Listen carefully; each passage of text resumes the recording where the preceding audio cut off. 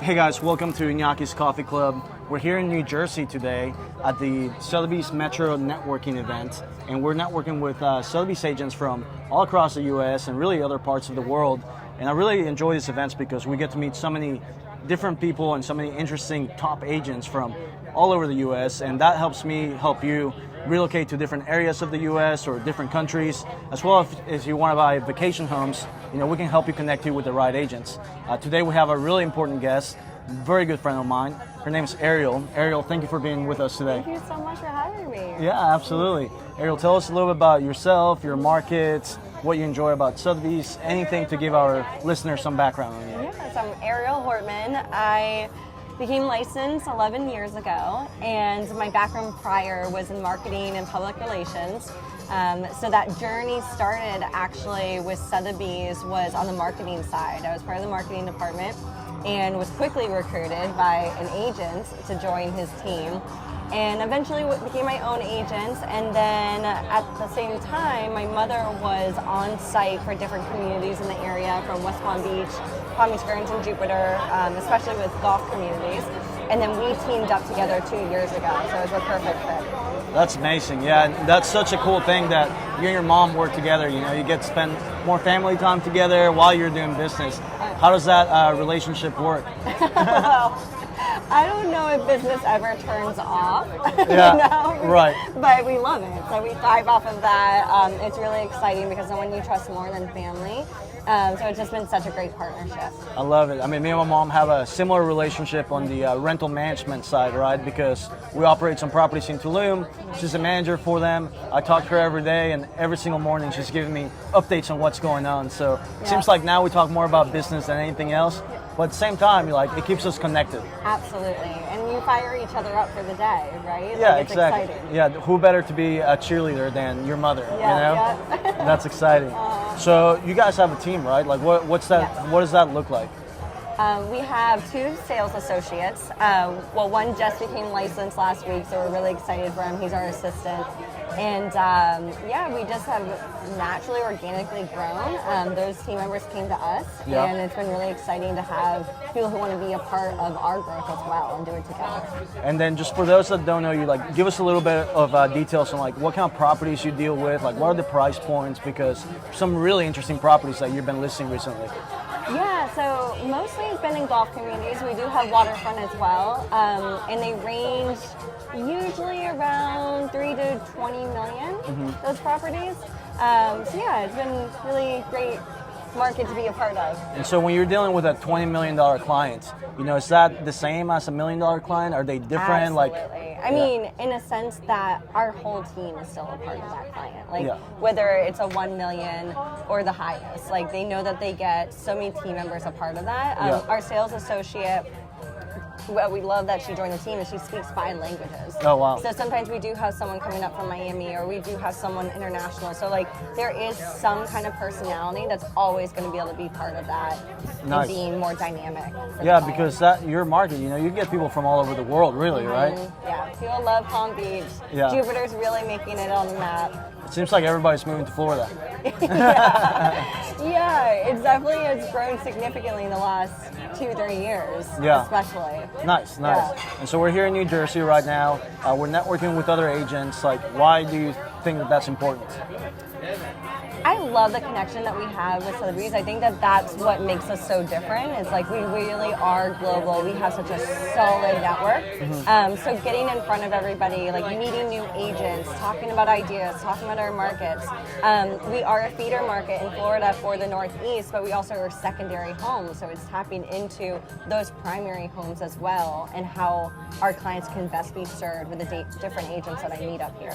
Nice. That's exciting. Yeah. Yeah, I mean, we really get to meet some interesting people while we're in the Sotheby's network, really. I mean, everybody's such high caliber agents that it makes you feel good whenever one of your clients is going to a different market or buying a vacation home, and you have a personal connection with somebody. So you're not just sending them to a random person. You actually know them. And what's neat is that I then also know that market. Like I've learned so much about different markets. I mean, recently was in LA and learning more about those different regions and the millionaire tax that came into effect and things like that. Like things I would have typically known about to talk about with a client. So they know that I'm not just passing them on to somebody, I am still a part of that process. Yeah, you stay involved and you get to learn about that market and learn about where they're going. Yeah, absolutely. That's super cool. And you know, do you have like a routine during the day? Like what does your day look like? You know, because you're very successful, right? And you're also very young. Like, tell us a little bit about how you got to that point. Yeah, so the mornings are dedicated to my daughter. Okay. We have some time in the mornings, and then it is full throttle. The moment she goes to school, it is full throttle work. Yeah. There are, you know, after work, it's also having that dedicated time to my family. There's a no phone rule between 6 and 7 p.m., like nice. 1 hour, because it is so work focused. I mean, and after 7 p.m. a lot of work will come into play sometimes, you know, but as long as that my family knows I have that dedicated time with them, I think that's really important. I think that's so important because we say we're doing it for our family, right? We say we're working all these long hours for our family, but in reality, if you're not really spending time with your family, then you're kind of doing a disservice to yourself. Yes, absolutely. So I'm glad that you block that time out and make it really a priority, because I've also seen that when I make myself a priority, my family a priority, the business gets even better and better because you're happier on the inside. Yes, yes. And I love what I do. So it is making sure to like time block, you know, when it is work and when it is that family time or friend time or whatever it may be. Like I'll never be that person at lunch or dinner that has my phone, because like I am so connected with that person that I'm with, and having that time be extra special. I 100% agree with that. There's nothing worse than feeling that you're in a conversation with somebody, they're looking at their phone or they're looking at the next person that they're going to go talk to. You just feel like you're not important to them. Yes, absolutely. So no one will ever feel that with me. And that's when I'm with that client too. Like I am completely honed in on that person. And I feel like we have a similar mindset because, you know, whenever I'm out with people, it's like they may become clients, but that's not why I'm with them. I'm with them as friends first. Yes. And then they turn into clients, and then it's great because then I get to help a friend. Definitely. It just organically happens. Right. Like we were just talking earlier about how there's so many different ways to build this business, right? And you can cold call, you can do email marketing, like there's so many different things, but to me, and I feel like to you as well, like relationships come first. Yes, and that's where like we're going back to the basics, right? Because like people are trying to figure out how to navigate this new market where maybe things are slowing down because of interest rates, and it's like just focusing on your sphere of influence, right? And what we were discussing, like your people, and just naturally just being you and authentic, and just like being with people, and people just naturally want to like connect you with someone new. There's something that I read the other day that said that the highest level of vibration, like if you had to take a guess, like a lot of people guess love is the highest level of vibration, but in reality, even above love is authenticity. So you vibrate even higher when you're your true authentic self. Wow, that is really cool. And so that's when you attract more people that are like you or similar to you or are attracted to you. And I feel like that way you don't come off as salesy, you come off as you really want to help. Yes, and I think that too is like people will try to figure out like where their community is, right? Like my community naturally is like with other moms right now. Yeah. Because like we love our children and the future for them, and so I'm connecting with all these moms, and whether that's you have a passion to want to try to get into golf or pickleball or whatever it may be, but sometimes if you force it, like that's not being the authentic you, and then those connections aren't going to come. 100%. I tell my team members, you know, it's not about work-life balance, which you have to have some of that, but I like to think of it as work-life integration. Like get deals by doing the things that you enjoy and by meeting the people that you like doing. If you don't like reading, don't start a reading club, right? I'm not a mother, so I'm not hanging around with a bunch of mothers. But it's like, it's all about people, and you can figure out like what you enjoy doing, what communities you fit into, and then start, you know, building those relationships. Yeah, I had to learn this the hard way because I did a group lesson for pickleball, thinking like, oh, this is a phase, I should get into it, like, and I got pulled off the court. Like the trainer was like, yeah, this is not for you. This is not for you. That's so funny. So yeah, you learn that, and you find your fit, you find your tribe. Right, yeah, 100%. And anybody can really do it no matter what your background is, as long as you have that tenacity and that perseverance, and you really want to be successful in this business. Because we were saying earlier, like the average agent, their first year, I think they make like $20,000, Yes. $24,000. So if they're looking to get rich quick, like this is not the right business for them, right? Like a lot of my friends call me and they say, I want to get my license. And I say, okay, why? And they're like, because I can make my own schedule and make a lot of money. It's like, that's true at some point, Yep. but at the beginning, you're going to have to work your butt off. And I think that's where they see our production and don't realize the path it took to get there. All the hard work and all the, I had another job on the side. Yeah. Getting into real estate, I mean, when it's a hard business, but it's worthwhile. 100%. It's just like, you just have to push through those obstacles in the beginning. Yeah, a lot of people just see the highlight reels, right? Like the social media posts, and it's like, behind those posts, there's hours and hours of hard work and determination. Yep. My biggest advice is joining a team.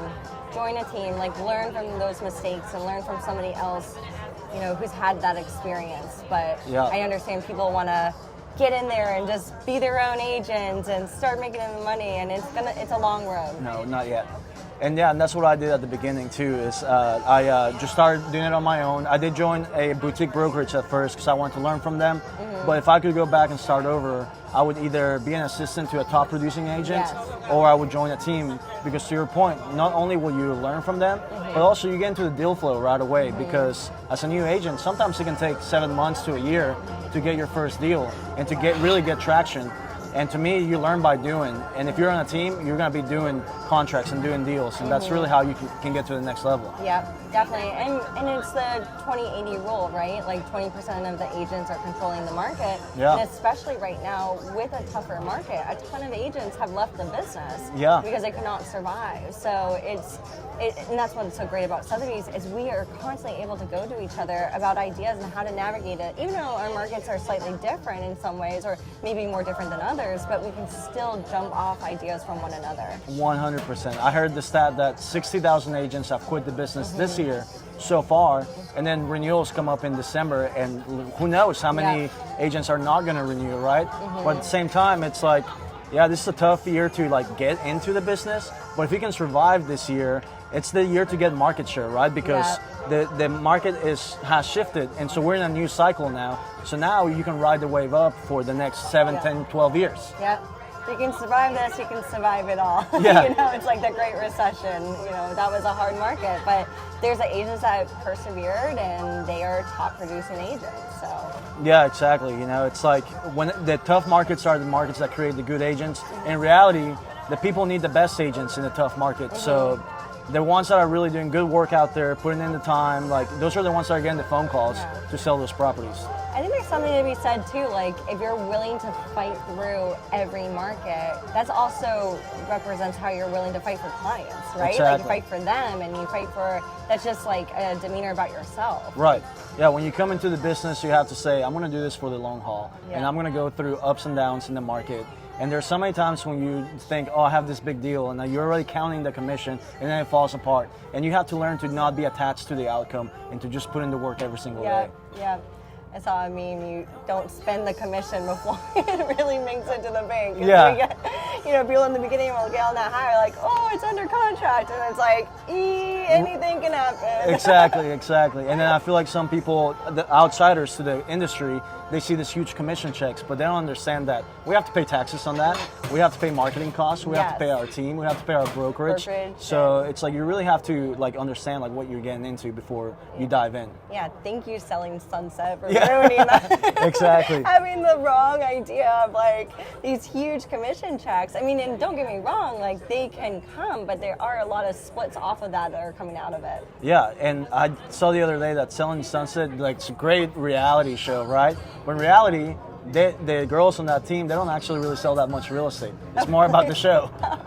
I've actually never watched the show. Just someone told me about the big commission checks, and they've been inspired to get their license, and I'm like, okay, just know the path. Like Right. there's gonna be a big, long path. But Yeah, exactly. It's a career. It's not something you're gonna get into it for 1 year and make a killing and then get out. Yeah. But you, I mean, like, gosh, you've grown to having such big projects coming up. Like, Thank you. It's been really awesome to see your history, like, projection in some of these. Yeah, I mean, I've been doing it for 8 years now, and from day one, I've been working hard. And sometimes, a lot of the networking things that I did at the beginning 8 years ago are just now starting to pay off. And that's the mindset that you have to have, because there's so many investors and developers that I met whenever I was very young, 22, 23 years old. And at the time I was brand new. I didn't know what I was doing, but I was out there networking, making relationships, making connections. Well, now full circle, now that I'm an expert in my area and I really know what I'm doing, those investors and developers are reaching out for me to help them sell their property because we have that relationship.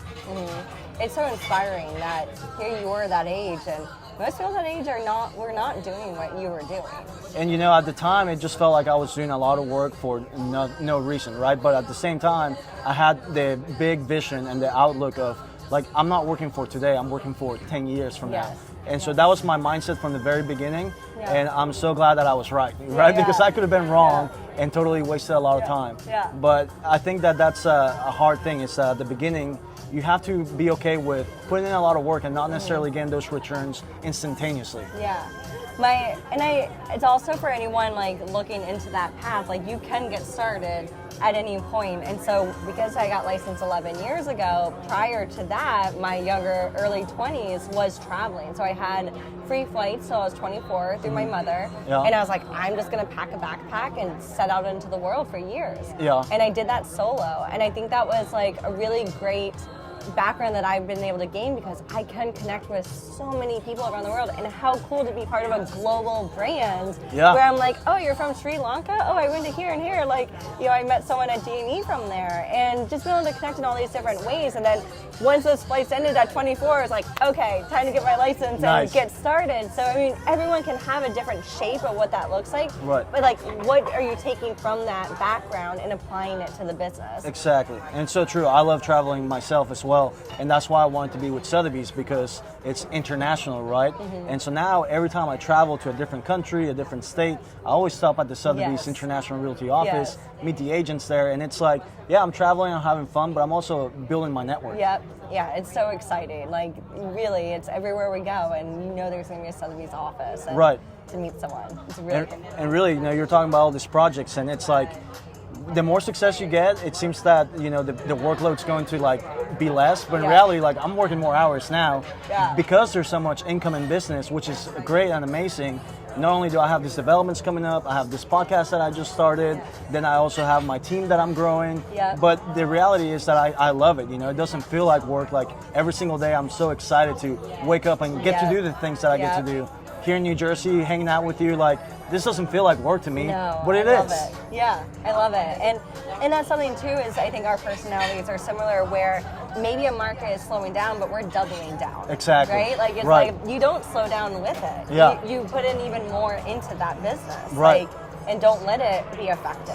100%. Our vice president told me that the other day. She says, every time the market slows down, people start letting go of people, and you're growing a team, and you're doing the opposite of what everyone's doing, which I did the same thing whenever I brought on Malin 4.5 years ago.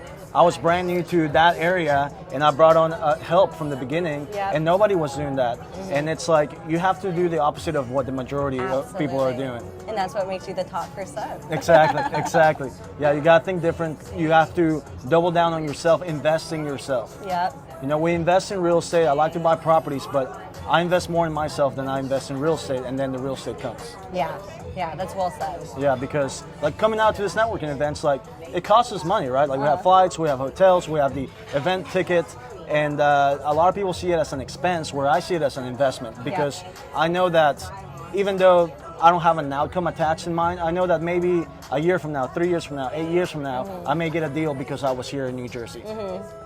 What I love about these networking events too, that I like to do, is I love to create experiences for it. Like, so hosting some kind of event, bringing people together, like knowing like, oh, Ariel like had that experience for us, and it was so positive and great, and we always have that shared memory. And as you know, like, I'll send like photos out of like being like, oh my gosh, remember we did this, and I'll send it out on a handwritten card afterwards. But I just love that. I love being the hostess with the most. And you're hosting a fantastic event tomorrow night. Yes. I'm so excited for it.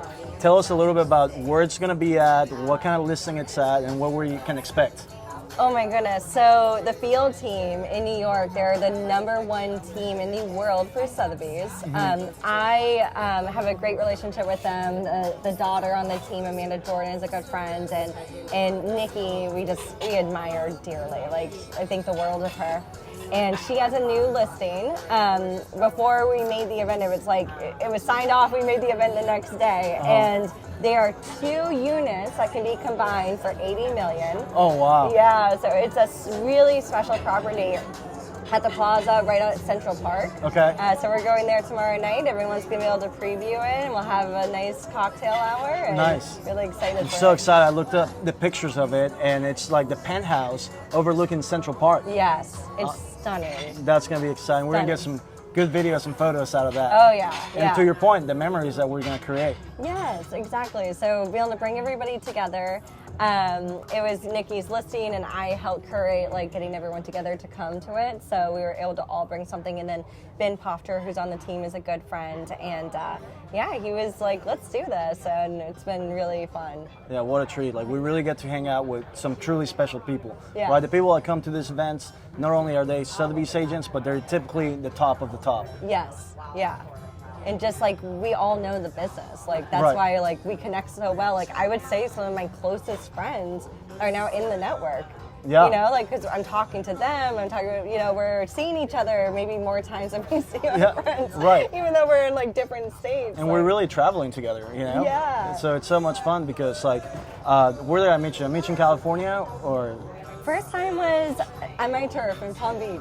In Palm Beach, Yeah, okay. One Summit. Yeah. And then I saw you in Texas. Yep. And now we're here. I mean, we've had so many travel experiences together, and that just brings us so close together, right? I consider you one of my good friends. Yes. And I've never been to your state, and you've never really been to my house. I know, you're so funny. Yeah. But yeah, I know, we see each other now in so many different states and have all these cool experiences, and I know that I can go to you all for anything. Right. For anything. And that's what I love so much about this network. Yeah, exactly. And to the point I mentioned earlier, anywhere I travel, I have a friend in that state. Yeah. So it's super cool to just reach out and be like, hey, what should I be doing? Yeah. And you have the best recommendations. Yep. So what's next for you? What do you think? What's your vision for next year? What are you planning? Are you going to change anything? Is there something that worked that you're going to double down on? Is there something that you're going to not do anymore? Gosh, so I need to put together a new vision board for next year so my vision board for this year was to be a speaker on a panel. Yeah. And so that's happening for this event. It is. It's funny because Sandesh, our director of learning, I told him, I was like, yeah, that's my goal for 2024. And he was like, why not 2023? And I was like, oh yeah, I should have it for 2023. And here it happened. It fell together. And so that was just such a big checkpoint for my career. I'm really excited to share different ideas with everybody in Sotheby's and connect with others. And then after this, we're going to the Ninja Happy Hour. Right. So Ninja's been really great for my business. And it's also being authentic in that business. So, but yeah, I gotta step it up because some big things were accomplished this year. It was so funny. We're registering for the event earlier today at the hotel, and they couldn't find your name tag. And we're like, does she not have a name tag? And then we're like, oh wait, she's a speaker. And they had your name tag in a special section because you are a speaker at this event. Yeah. I'm so proud of you. That's so exciting. Thank you so much. Thank you. And you're excited for it, right? I am beyond excited. Yeah, I am good. really excited. I can't wait to just get there and there's meeting people last night. They're like, we want to know more about how do you network, and you got involved only recently on the networking side. How did you do it? How did you get to this point in it? And I really just gave fully myself and was vulnerable. I was just like, this is me. I'm willing to contact anybody. Hey, do you want to meet up? Do you want to get coffee? And and it just blossomed. So that's amazing. And to share that and inspire others to do the same. What's the topic of the panel that you're going to be speaking on? So they want to get some feedback of the value we contributed to the brand. Yeah. So one of it was with my Sotheby's Facebook group. when I first went into the networking side and like with Teeny, it sold out instantly. And people were like, how did you hear about it? And there was no central hub to find out about the different events. And I'm like, we need to get more people involved. So I was like, let me create this group. We'll keep everyone up to date. And then having Zooms to network, people loved it. They were like, we would do pre-networking Zooms before the events, and like, it just really has taken off. There's now over 3,000 members. Like there really was a demand for it. So that's been really exciting. I remember when you started that. Now, instantly, I was like, "That's so smart." Yeah, you know, thank so you. It's given so much value to so many agents, and now everybody knows who you are. Yeah, it's cool.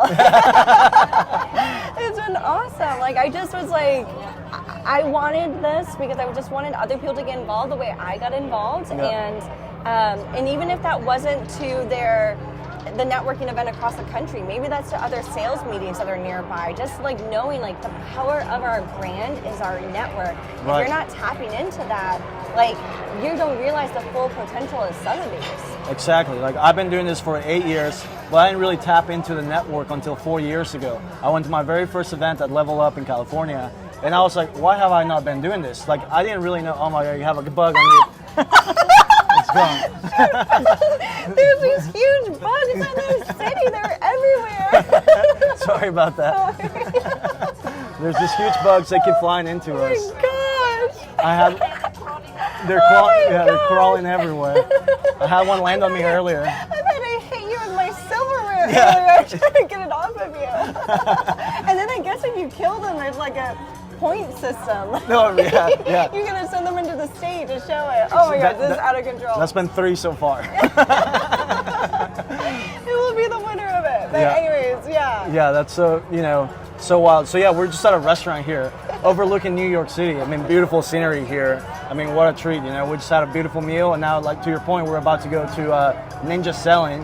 And Ninja Selling is really a system to really help clients in a more authentic way and be able to have more income per hour, and doing the things that really matter for your business. And we do trainings all the time because we're always trying to get better and improve for our clients. Even though we're already both high producers, there's always something to learn. Absolutely. And that's why you see people doing the installation again and again. Right. Because like it is something you have to integrate and be very committed to, because sometimes we can fall off the wagon, and it's just like getting back onto that Ninja 9. So that's why it's so great that we have this happy hour. Katie Durgan, who's our great friend, put this together, and we're just excited to go to it. Yeah, exactly. I mean, this will be my 3rd time going to Ninja installation, and even though it's the same content, every single time I learn something new, because you're in a different space, you're in a different place in your business, right? Like you're always evolving, so you're hearing things differently. Yes. That's so true. Yeah. And speaking of that, I think we have to go